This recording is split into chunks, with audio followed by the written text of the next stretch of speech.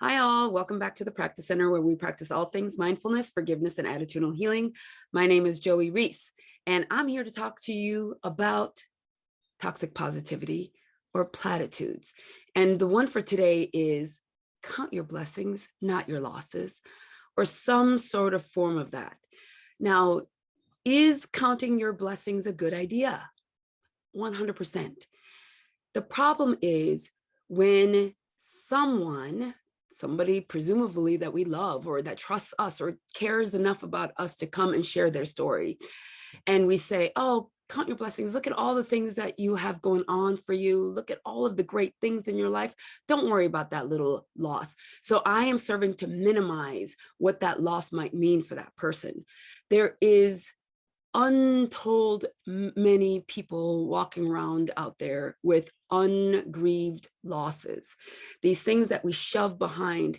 And there's a lot of current research and books written about the cost of unexpressed emotions inside of the body, the cost of unexpressed emotions. So when we think we have dealt with it, and what we have indeed done is like shove it way down. So even though I have a thought, oh, that's a loss, I notice the emotion coming up and I refuse to look at it. I refuse. And then I will pretend like all is well. That combination is toxic on the body. Any of you guys have a 2-year-old? Know a 2-year-old? Have ever had a 2-year-old? Okay, picture that 2-year-old who wants your attention. You might be mom, you might be dad. Let's go with one of those two. And it might sound like mom, mom, mom, mom, mom, mom, mom, mom, mom, mom. Like, how does your 2-year-old do it? Or the 2-year-old that you're thinking about, how do they do it? Will they give up? They're pretty relentless. Yeah, they're pretty relentless. So I like to think of our emotions kind of like that, that we think that we're ignoring it, but what it's actually doing is, like when you're ignoring that 2-year-old, oh, maybe if I ignore them, they'll just go away. And we might just try to breathe through it, but it's still at the surface. And then you might have heard, or it might have been you that just blows up. What? Stop calling my name. Will explode, right? So that first ignoring, maybe not so bad. The second time, third time, fourth time, eventually it bubbles up in you, not the 2-year-old. The 2-year-old is going to keep going. They can say mom all day long. They can say dad all day long, right? But inside of you, you're like, when you explode. So that's, emotions are like 2-year-olds. They're going to be knocking. They're going to be knocking like, hey, I'm lost. I'm grief. Pay attention to me. I'm sad. Pay attention to me. I'm mad. Pay attention to me. And then eventually it'll come out. Maybe it doesn't come out as like an emotion, like you're not emoting out. So maybe you're not like, oh, breaking down and crying, but your body will express it. Sometimes it gets expressed in disease.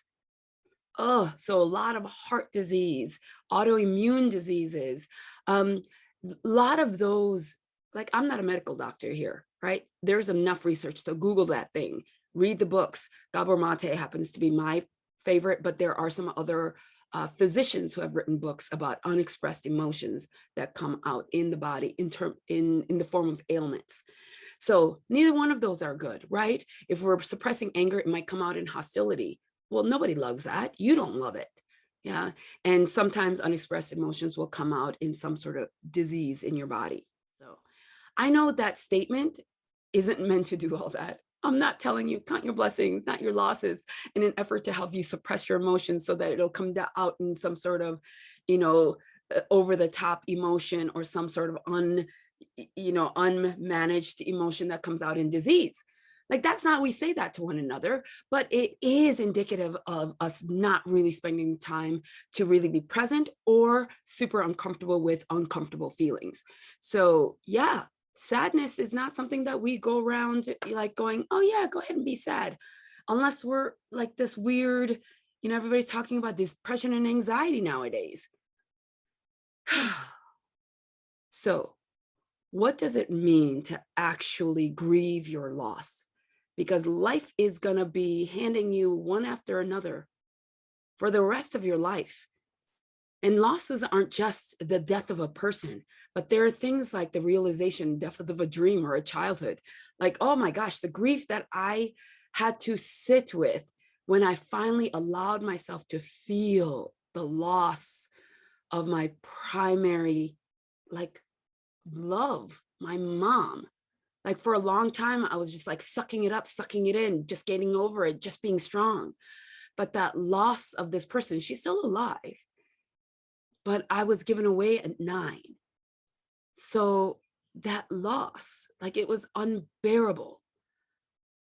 So to grieve that loss is not going to be an easy process. It's not going to be a one and done thing. It's not going to be like, oh, I feel sad. Okay, I'm done.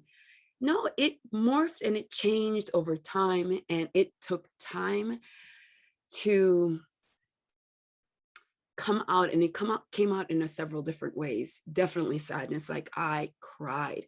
And a lot of times it happened in morning meditations. Like, all of a sudden I would think about that loss, and then I would feel this overwhelming sadness, this wish, this desire to have her hug me.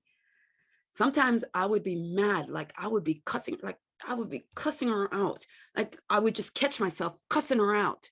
Like, how dare she? Like, doesn't she know how she fucked up my life? Like, it was really, and then all of the other steps, like, grief is not a simple, easy process. And some of us have been suppressing it for years or decades. So it will feel uncomfortable. So what does it mean to then count your blessings? Because it really is important to look around and go, oh yeah, like right now I get to sit here in the studio. I have a really comfy seat. All those birds are like chirping and chattering. There's a lovely cool breeze. I live in Hawaii. I'm looking at one of my favorite flowers. It's an orchid. I have one right in front of the screen so I can look at it. Like, I have a tremendous amount of blessings. I have a really beautiful life that I can be thankful for. And also I grieve. I still have a lot of grieving to do. Death of relationships, the loss of my marriage, my inability to be present, or my unwillingness to be present when my children were little. So loss of parts of their childhood. There were parts that were really great. So this isn't to say that when I grieve and recognize that I wasn't there, and that feels like a loss of my opportunity to be a really present mom, doesn't mean that I wasn't a good mom in other arenas. So there's this delicate world of both and when we're grieving. Yes, look at the beauty in your life, and also grieve your losses. And as friends and family and loved ones, we can support each other around both of those things. Celebrate when people are celebrating the things that are going well, and also grieve with them perhaps, but at least allow for its space and do not clamp it down. And that effort to be helpful, that's what I know, that's what it feels like. That's what it feels like when we say, oh, just look on the bright side. Just count your blessing. Don't worry about the losses. They'll take care of themselves. They won't. Yeah, we have to be in awareness around that and be willing to grieve. And sometimes it might be helpful to grieve with another. So that's the trusted friend. Sometimes we might need to grieve with a therapist or a counselor. We might want to grieve in a group. We might want to grieve on our own. We might need additional like medication or support around that. Like, you, or be willing to at least know you, to figure out what support might look like around grief. All right, guys. So instead of saying, just look at the good side and don't worry about the bad side, really take up some space and center yourself, because this might be triggering some things for you, and encourage each other. Oh yeah, we do have a lot of blessings, and there are a lot of things worth grieving. All right. Take good care. Look forward to seeing you again.